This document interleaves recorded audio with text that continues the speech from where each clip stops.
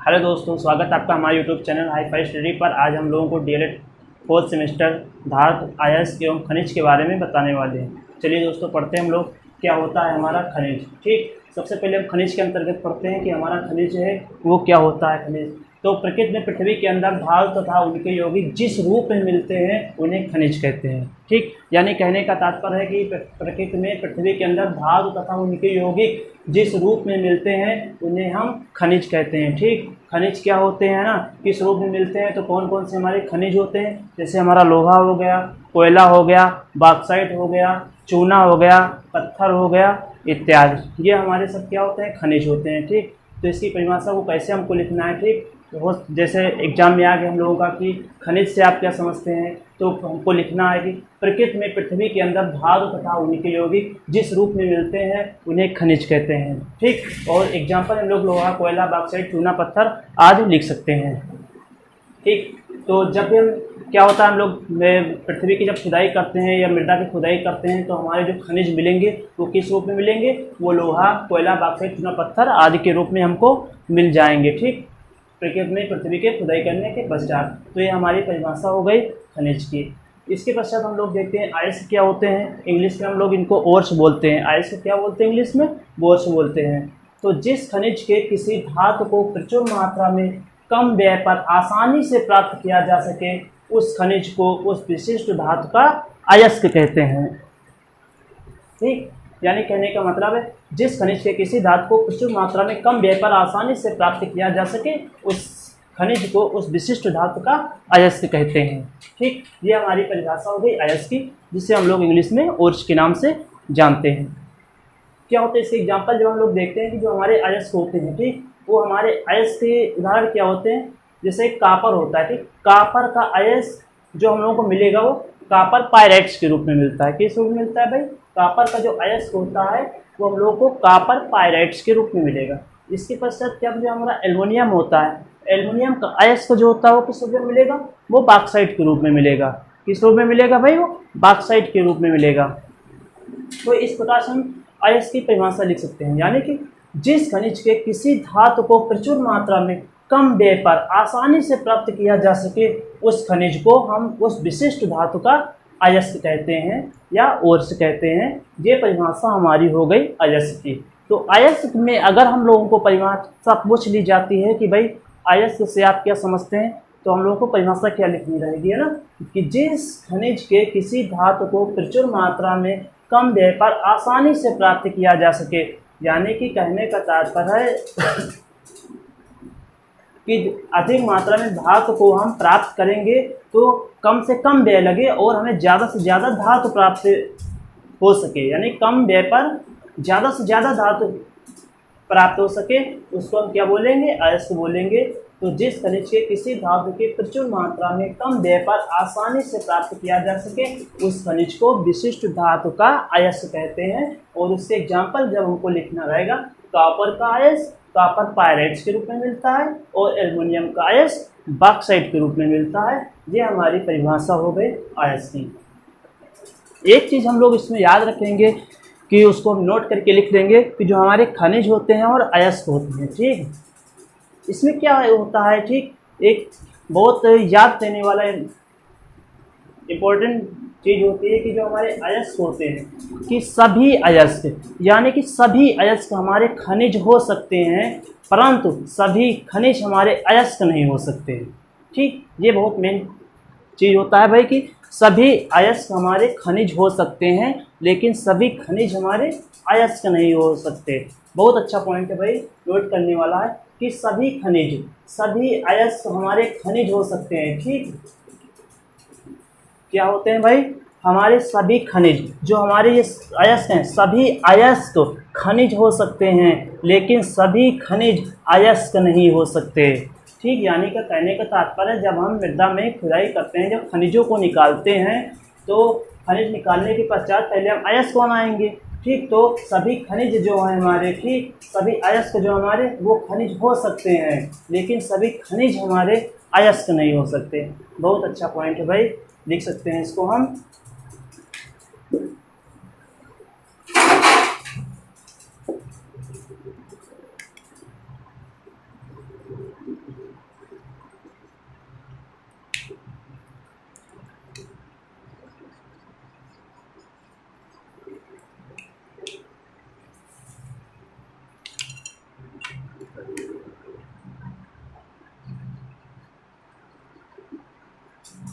सभी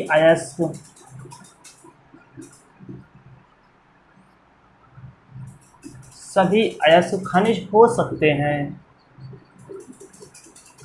सभी खनिज अयस्क हो सकते हैं, परंतु सभी खनिज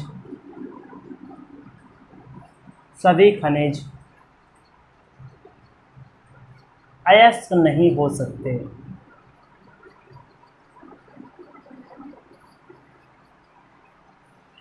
ठीक, ये हमारा पॉइंट होता है कि सभी अयस्क खनिज हो सकते हैं परंतु सभी खनिज अयस्क नहीं हो सकते। पेपर में हो सकता है पूछ लिया जाए कि भाई सभी अयस्क खनिज हो सकते हैं। जी हाँ, बिल्कुल हो सकते हैं, सभी अयस्क हमारे खनिज हो सकते हैं, लेकिन परंतु सभी खनिज अयस्क नहीं हो सकते। अगर क्वेश्चन दे दिया जाए कि भाई क्या सभी खनिज अयस्क नहीं हो सकते हैं, नहीं, जरूरी नहीं कि सभी हमारे जो खनिज है वो अयस्क हो सकते हैं, बिल्कुल नहीं। तो सभी अयस्क खनिज हो सकते हैं परंतु सभी खनिज अयस्क नहीं हो सकते, ये हमारा मुख्य पॉइंट था। ठीक, इसके बाद हम लोग आगे पढ़ते हैं धातु क्या होते हैं।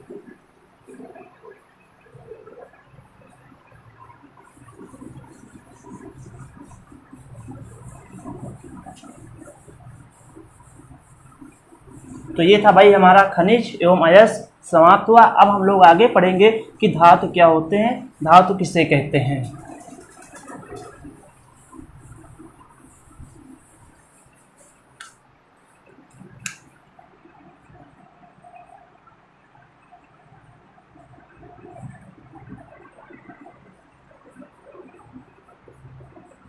अब हम लोग पढ़ेंगे भाई धातु क्या होते हैं।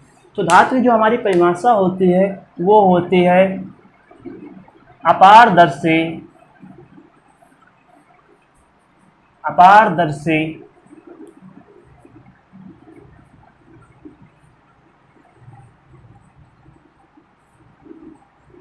एवं चमकदार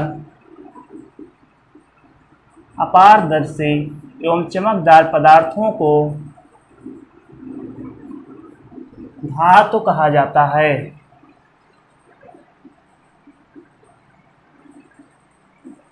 धातु कहा जाता है। ठीक, अपारदर्शी एवं चमकदार पदार्थों को क्या कहेंगे, धातु कहेंगे भाई। जी हाँ, बिल्कुल। तो क्या होता है धातु, अपारदर्शी एवं चमकदार पदार्थों को धातु कहते हैं। और इसमें क्या होता है, एक पॉइंट और इसमें नोट कर लेंगे, धातु मुख्यतः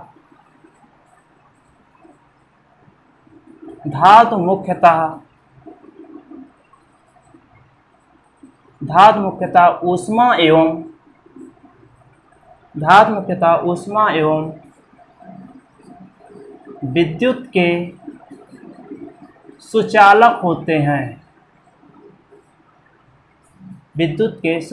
होते हैं। ठीक, ये हमारी परिभाषा हो गई कि धातु किसे कहेंगे। तो अपारदर्शी एवं चमकदार पदार्थों को धातु कहते हैं, यानी कि अपारदर्शी एवं चमकदार पदार्थों को धातु कहते हैं। धातु की परिभाषा क्या होगी, ठीक, कैसे हम लोग बताएंगे धातु की परिभाषा क्या होती है। अपारदर्शी एवं चमकदार पदार्थों को धातु कहते हैं। धातु मुख्यतः ऊष्मा एवं विद्युत के सुचालक होते हैं, यानी कि जो हमारी धातुएं होंगी उसमें हम ऊष्मा को प्रवाहित कर सकते हैं और जो हमारी धातुएं होती हैं उसमें हम विद्युत को भी प्रवाहित कर सकते हैं। ठीक, आगे हम लोग इसके जब भौतिक गुण पढ़ेंगे तो उसमें बताएंगे किस प्रकार से हमारी जो धातुएं होती हैं वो ऊष्मा और विद्युत के सुचालक होती हैं। तो हम लोग समझते हैं कौन कौन सी हमारी धातुएं होती हैं।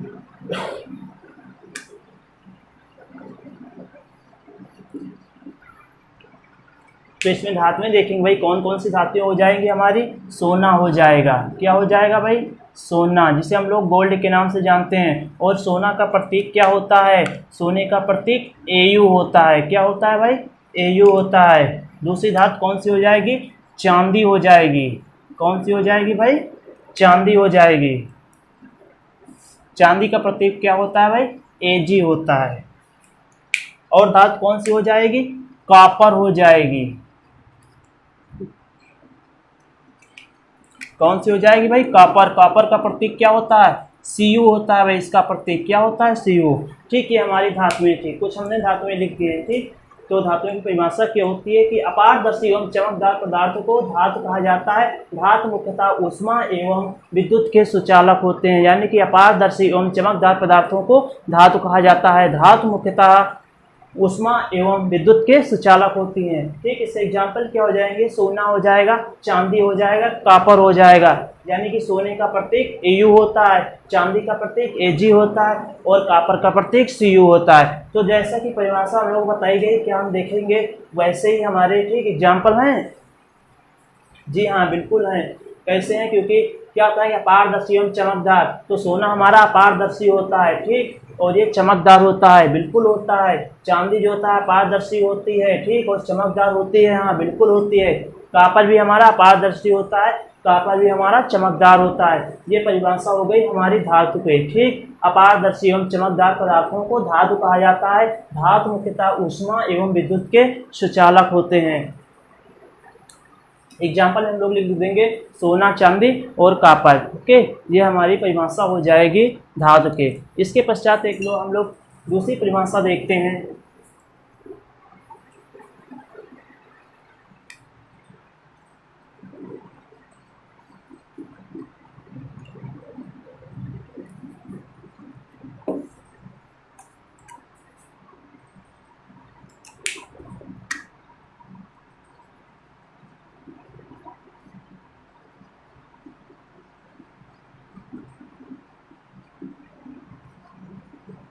दूसरे शब्दों में हम लोग भाई देखते हैं धातु की क्या परिभाषा होती है।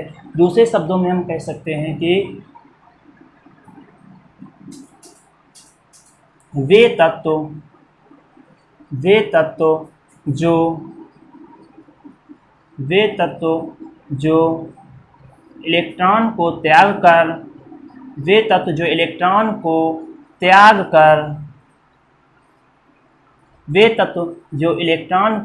त्याग कर धन आयन बनाने की वे तत्व जो इलेक्ट्रॉन को त्याग कर धन आयन बनाने की प्रवृत्ति रखते हैं, धन आयन बनाने की प्रवृत्ति रखते हैं, धातु कहलाते हैं। क्या कहलाएंगे भाई, धातु कहलाएंगे।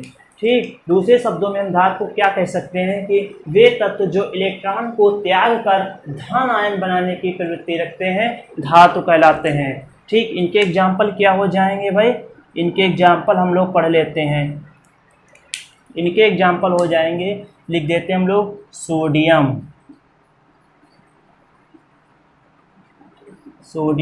वही लिख सकते हैं जो भाई इसमें भी लिखा है, इसमें भी लिख सकते हैं ना, क्योंकि धातु की दूसरी परिभाषा हो गई और ये हम दूसरे शब्दों में इसकी परिभाषा लिख सकते हैं। लेकिन जो धातु हमारे हैं, धातु वही रहेंगे ना जो एग्जाम्पल है, तो वो भी लिख सकते हैं, कोई बात नहीं। सोना भी लिख सकते हैं हम, क्या लिख देंगे, सोडियम। सोडियम का प्रतीक क्या होता है वो भी हम देख लेते हैं। सोडियम का प्रतीक Na होता है। उसके बाद क्या करेंगे हम लोग, जो हमारी धातुएं होती हैं उनको लिख देंगे। सोना लिख देंगे, जिसे हम लोग गोल्ड कहते हैं, चांदी लिख देंगे और कॉपर लिख देंगे। ठीक, इनके प्रतीकों को हम लोग लिख देंगे ताकि याद हो जाए आसानी से। चांदी का प्रतीक Ag होता है और कॉपर का प्रतीक Cu होता है। क्या होता है भाई, Cu होता है। तो परिभाषा को हम लोग चलिए समझते हैं क्या होती है कि वे तत्व जो इलेक्ट्रॉन को त्याग कर धन आयन बनाने की प्रवृत्ति रखते हैं, या वे तत्व जो इलेक्ट्रॉन को त्याग कर धन आयन बनाने की प्रवृत्ति रखते हैं, उन्हें धातु कहते हैं या धातु कहलाते हैं। ठीक, तो परिभाषा हमको आसानी से याद हो जाएगी। वे तत्व जो इलेक्ट्रॉन को त्याग कर धन आयन की प्रवृत्ति रखते हैं, उन्हें हम धातु कहते हैं। जैसे सोडियम, सोना, चांदी, कॉपर आदि। ठीक, अब देखते हैं हम लोग, एक शब्द आया यहाँ पर आयन, तो धन आयन हम लोग किसे कहेंगे, है ना, समझ लेते हैं धन आयन होता क्या है। ठीक, क्या होते हैं हमारे धन आयन, तो समझते हैं। देखिए, जो आयन होते हैं हमारे, आयन दो प्रकार से होते हैं। आयन जो है हमारे दो प्रकार से होते हैं। एक होता है धन आयन। कौन सा होता है भाई, एक धन आयन होता है, और एक ऋण आयन होता है। कौन सा होता है भाई, ऋण आयन। धन आयन और ऋण आयन। जो धन आयन को हम लोग पॉजिटिव या धन से प्रतीक करते हैं और ऋण आयन को हम लोग माइनस से प्रतीक करते हैं। ये हमारे आयन हो जाते हैं। आयन दो प्रकार से होते हैं, धन आयन और ऋण आयन। ठीक, परिभाषा हमारी क्या होती है? धातुओं की वे तत्व जो इलेक्ट्रॉन को त्याग कर धन आयन बनाने की प्रवृत्ति रखते हैं धातु कहलाते हैं। सोडियम, सोना, चांदी, कॉपर आदि। तो ये आयन हो गए। ठीक, जो आयन हम शब्द आया था, तो आयन दो प्रकार से होते हैं, एक धन आयन हो गया और एक ऋण आयन हो गया। ठीक, समझ गया आयन क्या होते हैं। अब हम लोग समझते हैं कि भाई सोडियम जो है वो धातु कैसे है। ठीक, परिभाषा जैसे बताई गई है क्या वैसे है। एग्जाम्पल है हमारा, वे तत्व जो इलेक्ट्रॉन को त्याग कर धन बनाने की प्रवृत्ति रखते हैं धातु कहलाते हैं।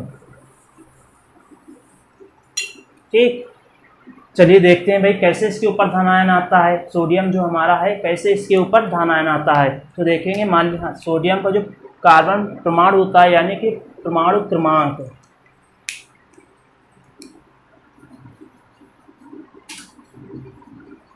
सोडियम के परमाणु क्रमांक बराबर। ठीक, तो सोडियम के परमाणु क्रमांक कितने होते हैं? सोडियम के परमाणु क्रमांक कितने होते हैं भाई? 11 होते हैं। सोडियम के परमाणु क्रमांक कितने होते हैं? 11 होते हैं। जब हम लोग इसका इलेक्ट्रॉनिक विन्यास करते हैं तो कितना करते हैं? पहली कक्षा में 2 इलेक्ट्रॉन होते हैं और दूसरी कक्षा में 8 इलेक्ट्रॉन होते हैं और तीसरी कक्षा में कितने इलेक्ट्रॉन होंगे? 8 2 10, एक बचा तो एक ही इलेक्ट्रॉन होगा तीसरी कक्षा में। ठीक, लेकिन होने कितने चाहिए तीसरी कक्षा में? 8 इलेक्ट्रॉन होने चाहिए और इसको कमी है कितने? 7 की कमी है इसको। अभी 7 की कमी है तीसरी कक्षा में। इसके पास कितने इलेक्ट्रॉन है? एक ही इलेक्ट्रॉन है, यानी कि इसको 7 इलेक्ट्रॉनों की आवश्यकता है। तो 7 इलेक्ट्रॉन इसको नहीं मिल पाएंगे। ठीक, कोई भी इसको 7 इलेक्ट्रॉन नहीं देगा। तब क्या करेगा ये अपना इलेक्ट्रॉन किसी दूसरे को दे देगा, क्योंकि ये जानता है कि भाई हमको 7 इलेक्ट्रॉन अगर और हमें मिल जाएंगे तब हमारी कक्षा कंप्लीट हो जाएगी और हमारी कक्षा में 8 इलेक्ट्रॉन हो जाएंगे। ठीक, तो इसको 7 इलेक्ट्रॉन कोई नहीं देगा भाई, क्योंकि इसको 7 की आवश्यकता, अगर 1 2 की आवश्यकता होती तो इसको आसानी से मिल जाते। इसको 7 की आवश्यकता है तो 7 इलेक्ट्रॉन इसको नहीं मिलेंगे। तब किसी दूसरे को जब 1 2 की आवश्यकता होगी तो ये क्या करेगा? इसके पास एक ही इलेक्ट्रॉन फाजिल है ना, एक इलेक्ट्रॉन जाता है आखिरी कक्षा में, क्योंकि 2 कक्षाएं इसकी पूर्ण है, तीसरी कक्षा अपूर्ण है। तो ये अपना इलेक्ट्रॉन किसी दूसरे को दे देगा कि भाई जिसको 1 की कमी है तो हमारे पास 1 है, बचा हुआ है शेष, तो मेरा ले लीजिए और अपनी कक्षा कंप्लीट कर लीजिए। तो यही अपना इलेक्ट्रॉन किसी दूसरे को दे देगा और इसके ऊपर तभी आयन, इसके ऊपर कौन सा आयन आ जाएगा? धन आयन आ जाएगा। जब ये अपना एक इलेक्ट्रॉन किसी दूसरे को दे देगा तो इसके ऊपर कौन सा आयन आ जाएगा? धन आयन आ जाएगा। और इससे जो इलेक्ट्रॉन लेगा, जो ये इलेक्ट्रॉन ग्रहण कर रहा है, उसके ऊपर कौन सा आयन आ जाएगा? उसके ऊपर ऋण आयन आ जाएगा। तो ये हमारी परिभाषा हो गई धातु की। ठीक, क्या होते हैं कि वे तत्व जो इलेक्ट्रॉन को त्याग कर धन आयन बनाने की प्रवृत्ति रखते हैं धातु कहलाते हैं, जैसे सोडियम, सोना, चांदी, कॉपर इत्यादि। तो सोडियम के देखेंगे हम लोग। ठीक, कि क्या सोडियम के ऊपर धन आयन आता है या नहीं। ठीक, तो सोडियम के परमाणु क्रमांक हम लोग देखते हैं कितने होते हैं। सोडियम के परमाणु क्रमांक 11 होते हैं। ठीक, जब हम लोग इनका इलेक्ट्रॉनिक विन्यास करते हैं तो पहली कक्षा में 2 इलेक्ट्रॉन रखते हैं, दूसरी कक्षा में 8 इलेक्ट्रॉन रखते हैं और तीसरी कक्षा में 1 इलेक्ट्रॉन रखते हैं, क्योंकि इसकी तीसरी कक्षा कंप्लीट नहीं होती, इनकम्प्लीट होती है। इलेक्ट्रॉनिक विन्यास हम लोग करते हैं 2 8 1, तब क्या होगा? आखिरी कक्षा में हम लोग देखते हैं कितने इलेक्ट्रॉन होते हैं? केवल 1 इलेक्ट्रॉन होता है, यानी कि 7 इलेक्ट्रॉनों की यहाँ पर आवश्यकता होती है। तो ये क्या करेगा? अपना इलेक्ट्रॉन ही ये दूसरे को दे देगा। जब इसकी कक्षा इनकम्प्लीट होगी तो ये सोचेगा भाई हमारी 2 कक्षाएं तो कंप्लीट है, एक ही कक्षा हमारी इनकम्प्लीट है और हमको अगर 7 इलेक्ट्रॉन मिल जाए तभी हमारी कक्षा कंप्लीट होगी। तो 7 इलेक्ट्रॉन कोई इसको देने वाला नहीं होता है। तो ये क्या करेगा भाई? सोचेगा कि भाई दूसरी कक्षा कंप्लीट हो जाए तो ये 1 इलेक्ट्रॉन है, अपना 1 इलेक्ट्रॉन ये दूसरे को दे देता है और उसकी कक्षा कंप्लीट हो जाती है। तो जो दूसरा इससे इलेक्ट्रॉन लेगा, ठीक, तो उसके ऊपर कौन सा आयन आएगा? जो इससे इलेक्ट्रॉन लेगा सोडियम से, उसके ऊपर ऋण आयन आएगा। और जो सोडियम है ये अपना इलेक्ट्रॉन दे रहा है ना, तो इसके ऊपर कौन सा आयन आएगा? धन आयन आ जाएगा। ठीक, इसके ऊपर कौन सा आयन आ जाएगा? धन आयन आ जाएगा। तो ये हो गया हमारा धातु की परिभाषा। अगला हम लोग देखते हैं कि जो धातु होते हैं, धातु के भौतिक गुण क्या होते हैं ना। ये सिलेबस में हम लोगों के कि धातु के भौतिक गुण हम लोगों को पढ़ना है। चलिए पढ़ते हैं धातु के भौतिक गुण क्या होते हैं। तो जिन लोगों को अगर नोट्स बनाना है या फिर स्क्रीनशॉट लेना है ले सकते हैं। अब हम लोग पढ़ेंगे कि भाई धातु के भौतिक गुण क्या होते हैं, क्या क्या होते हैं धातु के भौतिक गुण।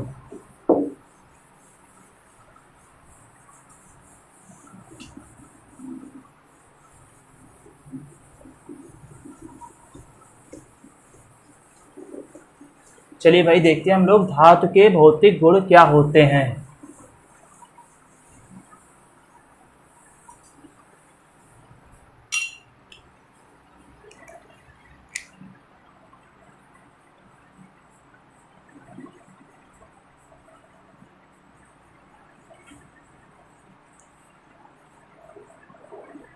धातु के भौतिक गुण, ठीक। अब हम लोग धातु के भौतिक गुण पढ़ते हैं कि धातु के भौतिक गुण कौन कौन से होते हैं। सबसे पहले हम लोग धातु के भौतिक गुण जब पढ़ते हैं सबसे पहले कि धातुओं में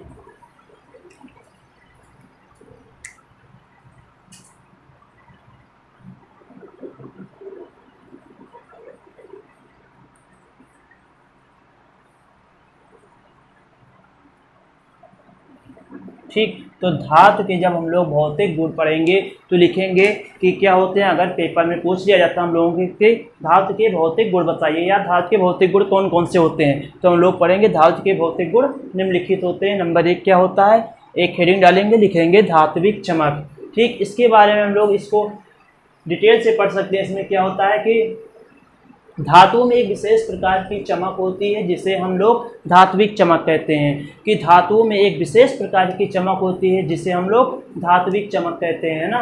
धातु में एक विशेष प्रकार की चमक होती है जिसे हम लोग धात्विक चमक कहते हैं। क्या कहते हैं, धात्विक चमक होते हैं। और इसी गुण के कारण, इसी चमक के कारण ही धातुओं का प्रयोग आभूषण बनाने में किया जाता है। किसमें किया जाता है, इसी चमक के कारण धातुओं का प्रयोग आभूषण बनाने में किया जाता है। कि धातु में एक विशेष प्रकार की चमक होती है जिसे धात्विक चमक कहते हैं। इसी गुण के कारण ही धातुओं का प्रयोग आभूषण बनाने में किया जाता है।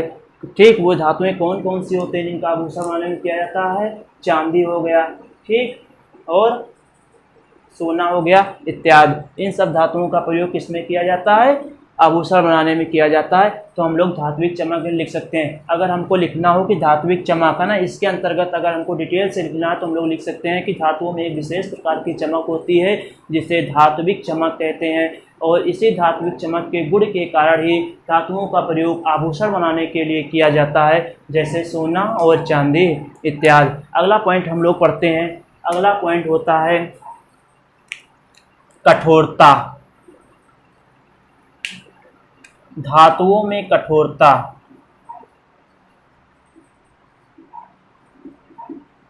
धातुओं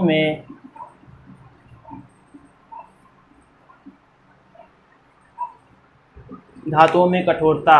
अब हम लोग पढ़ते हैं कि धातुओं में जो कठोरता होती है ना, इसे धातुओं में कठोरता क्या होती है ना, तो धातुओं में कठोरता भी पाई जाती है। इसी गुण के कारण ही क्या होता है, धातुओं में कठोरता होती है। इसी गुण के कारण ही धातु का प्रयोग जो मोटर होती है ना, या जो गाड़ियाँ होती है, गाड़ियों की बॉडी बनाने में की जाती है, जैसे लोहा हो गया। ठीक, तो धातुओं में कठोरता पाई जाती है। परंतु कुछ धातुओं में कठोरता नहीं होती, जैसे सोडियम होता है ना, सोडियम एक प्रकार से अपवाद होता है, इसमें कठोरता नहीं पाई जाती है। इसको अगर हम लोग चाकू से आसानी से काटना चाहें तो आसानी से कट जाता है चाकू से। तो कुछ धातुएं होती हैं, कुछ धातुओं को छोड़कर ठीक बाकी सभी जितनी धातुएं होती हैं, धातुओं में कठोरता पाई जाती है। जैसे सोडियम हो गया, तो सोडियम एक अपवाद है, इसमें कठोरता नहीं पाई जाती है ना, लेकिन धातु में रखते हैं हम लोग सोडियम को। ठीक, तो धातुओं में एक विशेष धातुओं में कठोरता पाई जाती है, लेकिन सभी धातुओं में उनकी कठोरता अलग अलग होती है। इस प्रकार से हम लोग लिख सकते हैं। अगला जो पॉइंट होता है उसमें हम लोग लिखेंगे तन्यता। क्या लिखेंगे भाई, तन्यता। धातुओं में तन्यता। धातुओं में तन्यता। देखिए धातुओं में क्या होता है, धातुओं में तन्यता पाई जाती है ना, धातुओं में तन्यता पाई जाती है। इसीलिए क्या होता है, धातुओं को हम लोग धातुओं को पीट कर उनको बढ़ा सकते हैं। ठीक, तो धातुओं में तन्यता पाई जाती है, यानी कि धातुओं को खींचकर धातुओं में तन्यता पाई जाती है। और इसी तन्यता गुण के कारण ही हम लोग क्या करते हैं, धातुओं को खींचकर उनसे तार बनाने का प्रयोग करते हैं। धातुओं का प्रयोग तार बनाने में करते हैं। जैसे क्या होता है, हमारा कॉपर होता है। ठीक, कॉपर में अगर तन्यता का गुण ना होता तो क्या हम लोग कॉपर से विद्युत के देखिए कॉपर जो हमारी धातु हो गया, अगर इसमें तन्यता ना होती तो हम लोग क्या करते भाई, अगर कॉपर में तन्यता ना होती तो हम लोग विद्युत के लिए तार नहीं बना सकते, है ना। तो कॉपर में क्या हो, धातु में क्या होती है, तन्यता होती है। जैसे कि वो धातु कौन सी होती है, कॉपर होती है। तो कॉपर का प्रयोग हम लोग धातु के क्या विद्युत के तार बना सकते हैं ना, इसका प्रयोग तार बनाने में किया जा सकता है। उसके बाद अगला पॉइंट होता है हमारा कौन सा होता है, अगला पॉइंट हम लोग लिख सकते हैं आघात वर्धनीयता।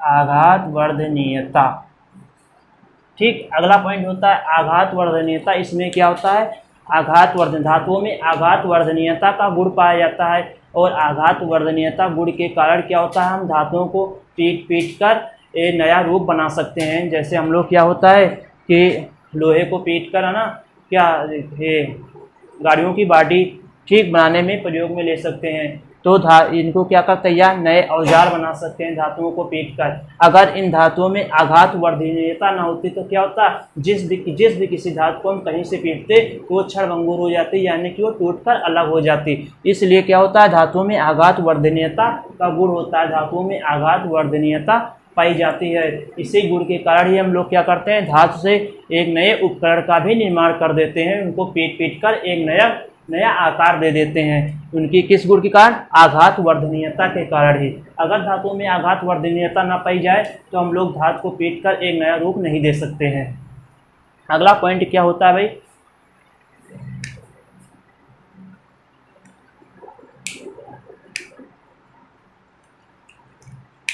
ठीक। ये हमारे हो गए धात्विक चमक हो गई, धातुओं में कठोरता हो गई, धातुओं में तन्यता हो गई और आघात वर्धनीयता हो गई। अगला हम लोग पॉइंट लिखेंगे भौतिक अवस्था।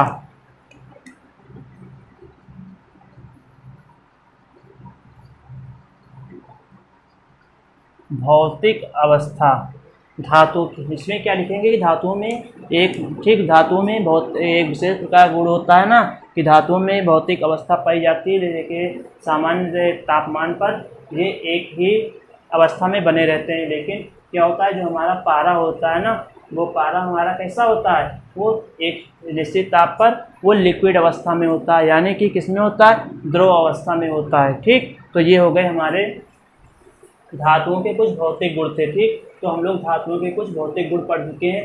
धात्विक चमक, धातुओं में कठोरता, धातुओं में तन्यता, आघात वर्धनीयता और भौतिक अवस्था, ये होती है धातुओं के भौतिक गुण। अगर पेपर में हम लोगों को पूछ लिया जाता है कि धातु के 2 भौतिक गुण बताइए ना, तो हम लोग लिख सकते हैं कि धातुओं में एक विशेष प्रकार की चमक होती है जिसे हम लोग धात्विक चमक कहते हैं, ठीक। ये लिख सकते हैं, या लिख सकते हैं धातुओं में चमक होती है। दूसरा पॉइंट लिख सकते हैं धातुओं में कठोरता पाई जाती है ना। तीसरा पॉइंट धातुओं में तन्यता पाई जाती है। अगर इसी को विस्तार से पूछे तो हम लोग लिख सकते हैं धात्विक चमक, फिर इसके बारे में हम लोग डिटेल से लिख सकते हैं जो अभी हमने बताया है, ठीक। अगला धातुओं में कठोरता लिख सकते हैं, धातुओं में तन्यता लिख सकते हैं, आघात वर्धनीयता लिख सकते हैं ना। देखिए धातु में जो तन्यता है, अगर इसमें तन्यता ना पाई जाती तो क्या होता है कि हम लोग तार बना सकते थे खींच के, धातुओं से नहीं बना सकते थे, है ना। आघात वर्धनीयता पाई जाती है, इसीलिए हम लोग पीट कर इनका प्रयोग आभूषण में भी कर सकते हैं, जैसे सोना हो गया, चांदी हो गया। भौतिक अवस्था हो गई, इसमें क्या होता है, जैसे पारा होता है हमारा एक निश्चित तापमान पर, उसका जो भौतिक अवस्था होती है वो बनी रहती है, वो अपने लिक्विड अवस्था में ही पारा रहता है। पारा एक चीज़ और इसमें ध्यान देंगे, ठीक। कभी देखिए कहीं अगर कोई क्वेश्चन पूछ लिया जाए क्या होता है पारा ना, तो पारा ही एक ऐसी धातु होती है जो हमेशा लिक्विड अवस्था में रहती है। किस अवस्था में रहती है भाई, लिक्विड अवस्था में ही रहती है। नोट कर लेंगे इसको। पारा एक ऐसी धातु होती है, पारा एक ऐसी धातु होती है जो हमेशा द्रव अवस्था में पाई जाती है, द्रव अवस्था में पाई जाती है, ठीक। पारा एक ऐसी धातु होती है जो हमेशा द्रव अवस्था में पाई जाती है। या क्वेश्चन पूछ ले कि उस धातु का नाम बताइए जो द्रव अवस्था में पाया जाता हो, तो वो धातु कौन सी होती है? वो पारा होती है। पारा एक ऐसी धातु है जो हमेशा द्रव अवस्था में पाई जाती है। ठीक। तो ये हम लोग के धातु के भौतिक गुण हो गया ना। हम लोग आज क्या क्या पढ़े? आज खनिज पढ़ चुके और अयस्क पढ़ चुके और धातु पढ़ चुके और धातु के भौतिक गुण पढ़ चुके। तो ये था दोस्तों हमारा आज का टॉपिक है ना, समाप्त हुआ आज का टॉपिक। हम लोग पढ़े अयस्क क्या होता है, खनिज क्या होता है, धातु क्या होते हैं और धातु के भौतिक गुण क्या होते हैं ना। धातु के भौतिक गुण को भी हम लोग डिटेल से पढ़ें। तो आज का टॉपिक हमारा समाप्त होता हुआ। अगले वीडियो में हम लोग मिलेंगे दोस्तों एक नए टॉपिक के साथ।